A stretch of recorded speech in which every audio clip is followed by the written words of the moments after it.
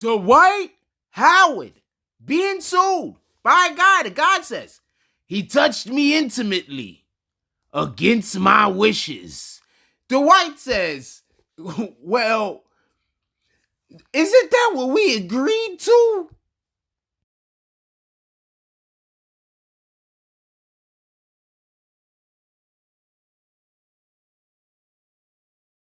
Baby in Jack Frost. What's up, party people? Alright, so yeah.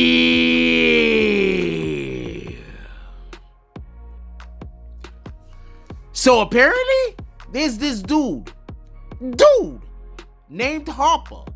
He said Dwight Howard and Dwight Howard's friend Kitty, who's also a dude, touched him inappropriately. I wanted to say that differently, but YouTube guidelines. Okay. So I want to be clear about something. I don't want there to be no misunderstanding. One, this is not anything to joke about or be, laugh about. But I want there to be no misunderstanding. As we currently see, Dwight Howard is not in the NBA. And we can see him play, and we know that physically he's capable of helping a team in the season on the actual court. We know that he has that ability. But realize he's not in the league. Also, understand that these teams have private investigators that investigate matters that come out about these players that they're paying or willing to pay millions of dollars to. Just so we can just think about something real quick. You remember there's a guy who used to play in the NFL named Ray Caruth? Well, yeah, that guy. Go look him up. I'm not even going to get into that. So the point at which I'm trying to make, if we're going to get another person, we'll use another NFL guy, and that would be Hernandez. Remember Hernandez? Aaron Hernandez? Yeah, that guy. And anyway, so we're using NFL guys, but let's use NBA guy, just so we can be clear. What was the name of that dude that used to be on the same team with Gilbert Arenas, and Gilbert Arenas pulled the gun on him? Was his name like Ray Crittenden or something like that? And he ended up going to jail. He just recently got out. So these guys are paying millions and at times hundreds of millions of dollars to these players. So expect for there to be investigations.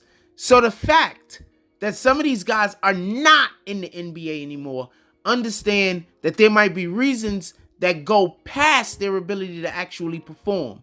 Now, with that being said, Dwight Howard caught himself a situation. So I want to be clear about this. Does everybody remember that year Dwight Howard was a free agent and Atlanta had no one? They had no fucking body. Pardon my language. They had no body, fam.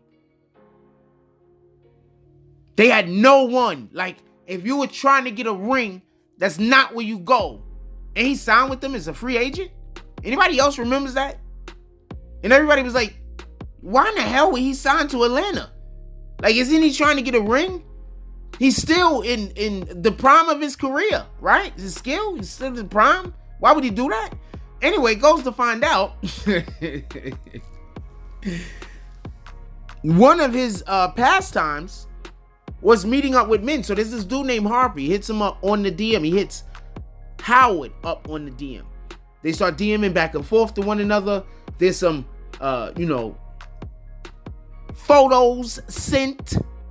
And then there becomes a situation, or they decide to meet up. And the Harper guy, that's his name, Harper, his last name, he gets a Uber to his actual crib, to Howard's home. So he Ubers to Howard's home, and so I would have him come out. I guess I don't know if they got undressed or not, or if they were still dressed. I have not the slightest idea. But at some point, Howard brings a dude in that's dressed like a woman, and apparently that dude's name is Kitty. So now, everything that happens after this is what up for discussion, because the guy's saying he was scared, he didn't want to do anything, but Howard's a big guy and he felt scared for his safety, so therefore he did some things that he probably didn't want to do anymore, but he really wanted to do when he got there. But now I might not want to. In any regard, they all do whatever they end up doing. They still have a relationship. They're still cool, whatever. What Howard says happens is that all of this was consensual. At no point was this guy held against his will. Was no point it was any of this stuff that he didn't want to happen. What happened is, later on, apparently Homeboy starts asking Howard for favors and or money. And Howard is told that if he doesn't acquiesce to these demands, what he's going to do is he's going to make this public. So now everybody's going to know that, Howard is, I don't know, part of the LGBTQ community, but, secretly. So the guy, threatened to out him. And at this point is when Howard says, basically, that's where we're at right now. The guy decided to out him.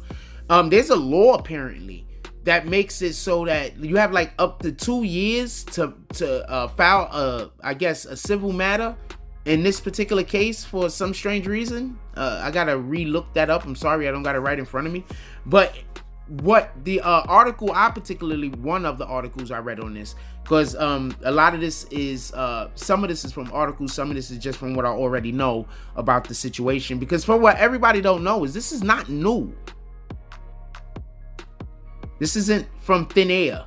I'm just saying, some people might not know that currently, but this is not coming from thin air. This isn't new.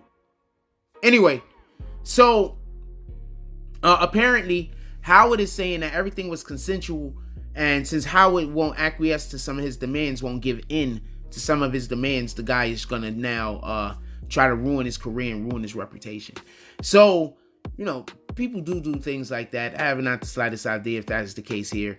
But all of these all of these accusations came out a year after the actual alleged event. After the event, a thing happened. So that's not up for the dispute.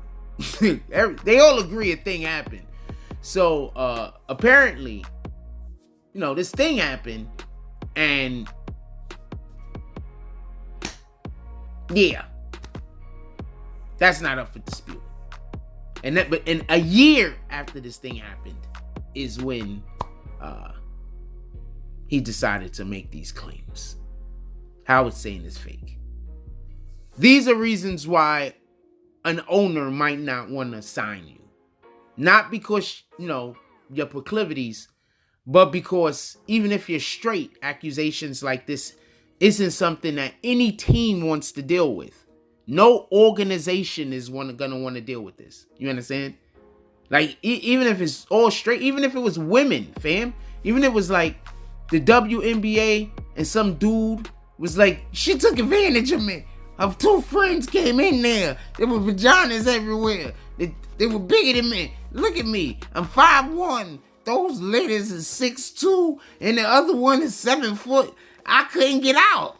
Now, if you hear guys saying that, right, I'm not trying to really make fun of the situation. The point in which I'm trying to make is it's the same energy. An organization wouldn't want to deal with that neither, even if it was women taking advantage of a man.